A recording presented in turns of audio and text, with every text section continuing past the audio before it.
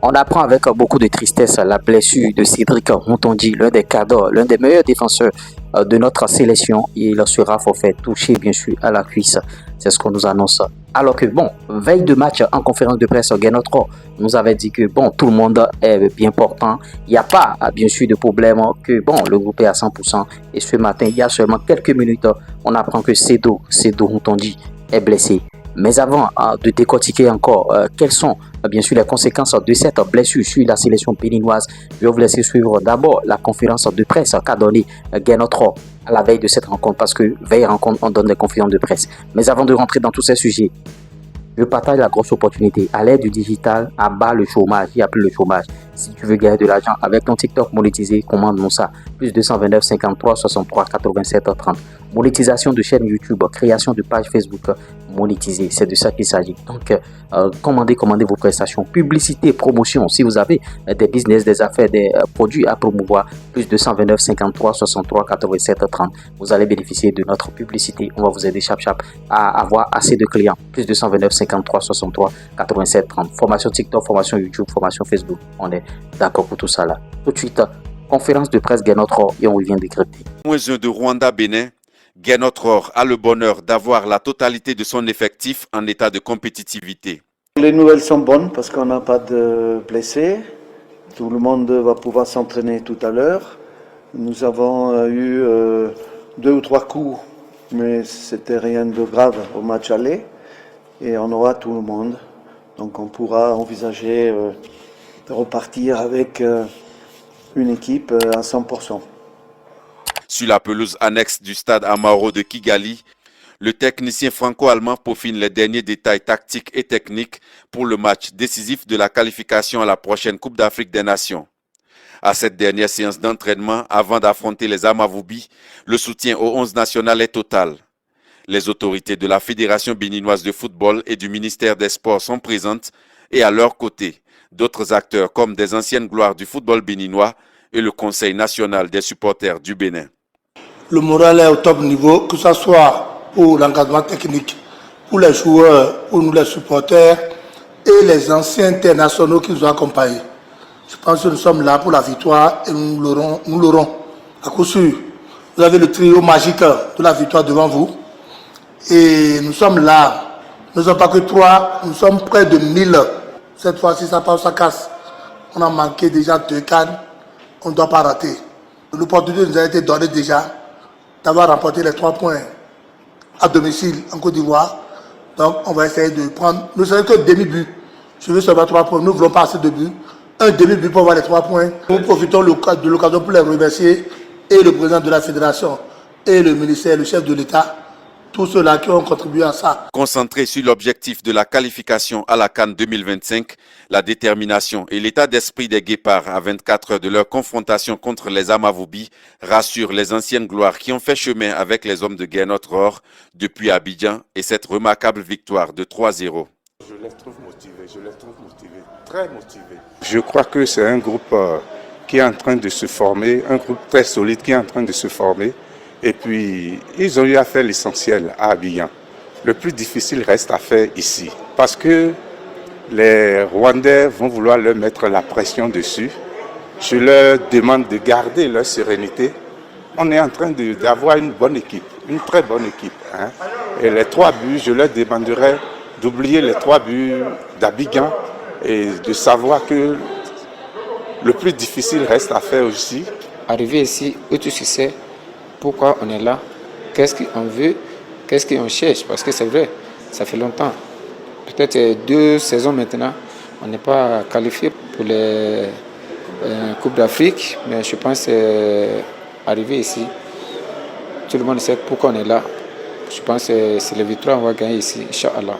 Je parle avec le capitaine, avec 2, 3, 4 joueurs, qui est l'ancien. Je vois ils sont motivés, ils sont bien, ils sont à l'aise par rapport aux conditions. Les pays ils sont tout faits. Le stade Amahoro de Kigali, ce chef-d'œuvre architectural, attend d'accueillir Amavubi et Guépard ce 15 octobre et pourrait être le théâtre d'un match qui propulsera davantage le Bénin vers Maroc 2025. Et oui, j'espère que vous avez suivi la conférence de presse de Guénotro. Guénotro annonçait en veille de match que bon, tout le monde est là, il n'y a pas de problème. Et bon, mais on apprend maintenant que Cédric Montondi est blessé. C'est l'un des meilleurs défenseurs centrales, bien sûr, bon, de notre sélection. Il vient de se blesser. Et qu'est-ce qui va se passer en pièce de rechange? Bon, on nous annonce Verdon, Olivier Verdon, vous voyez. Donc, on aura une charnière centrale, probablement, Olivier Verdon et Mohamed Tidjani, c'est ce qu'on aura certainement. Et bon, est-ce que Guénotro va nous surprendre en mettant Dallas Rochewan? La question reste posée. Parce que, vous voyez, Rochewan, il dégage une sérénité. Maintenant, s'il met Rochewan, c'est qu'à gauche, Sankamao va jouer là-bas. Rabiou Sankamao jouera à gauche si Rochewan joue dans l'as. Maintenant, si Olivier Verdon joue dans l'as, Rochewan continuera toujours à gauche là-bas. Véritable casse-tête chinois pour Guénotro. Qu'est-ce qu'il va faire? Maintenant, ce que moi, je vais lui proposer, c'est quoi? J'aurais préféré faire jouer dans l'as, bien sûr, Rochewan et Tidjani. Rochewan dégage une sérénité parfaite. Vous voyez, et je ne dis pas que Verdon n'est pas bon. Bon, je ne suis pas là pour donner des jugements. Mais moi, à mon humble avis, j'aurais préféré, bien sûr, Rochewan dans l'as. Maintenant, à gauche là-bas, bon, pourquoi pas Sankamao? Bon, il peut jouer. Maintenant, si Sankamao, le latéral gauche, est là et que Guénotro dépanne toujours Rochewan à ce poste-là, ça veut dire qu'au niveau de Sankamao aussi, il y a un problème. Les gens l'ont soulevé sur les réseaux sociaux. Comme quoi, pourquoi il appelle souvent Sankamao s'il n'a pas besoin du joueur? Pourquoi il appelle souvent s'il n'a pas besoin du joueur? Chaque sélectionneur fait sa liste. Chacun est en train de faire ce qu'il peut, bien sûr. Et vous voyez, voilà les possibilités de jeu pour Guénotro. Si Roche vient dans l'as, Sankamao passe à gauche. Maintenant, si Verdon vient dans l'as, ça veut dire que Roche va continuer à gauche. Maintenant, pour les entraîneurs, ils aiment garder bien sûr la continuité, la sérénité. Guénotro va vouloir mettre bien sûr Verdon dans l'as et toujours garder Rochewan à gauche parce qu'il n'a pas tellement confiance à Sankamao. Vous voyez, il n'a pas confiance à Sankamao. Donc voilà les incidences au niveau du classement, ce qu'on peut bien sûr remarquer au niveau de ce classement. Et par rapport à ce match Rwanda-Bénin, j'aimerais vous lire en commentaire, laissez vos pronostics en commentaire et on va, bon, en tout cas les prochains matchs, on va organiser des jeux ici sur la chaîne. Il n'y a pas de jeu aujourd'hui, laissez seulement vos commentaires et bon, on va voir celui qui va donner le score exact bien sûr de cette rencontre. Et vous voyez par rapport à cette rencontre aussi, les Guépards sont sereins. Vous avez vu les anciens footballeurs, notamment Mouritala Ogobi et quelques gloires à Béninoise, ils sont allés rencontrer bien sûr les joueurs, ils sont allés voir les joueurs. On a vu aussi Noëli Yarigo qui est en train de soutenir. Noëli avait déjà soutenu bien sûr les Guépards. De l'autre côté de la Côte d'Ivoire, elle est encore allée bien sûr au Rwanda, au stade Amahoro. Ça va crépiter. Et les supporters béninois ont fait le déplacement.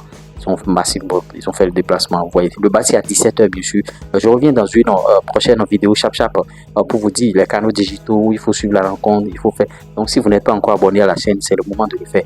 Je n'ai pas besoin de vous rappeler de liker les vidéos parce que quand vous allez liker les vidéos, YouTube va mettre les vidéos en avant et c'est le football béninois qui serait bien sûr en avant sur YouTube. Nous on travaille bien sûr pour l'évolution de ce football. Donc encouragez-nous à faire les choses de la plus belle des manières. Vous voyez.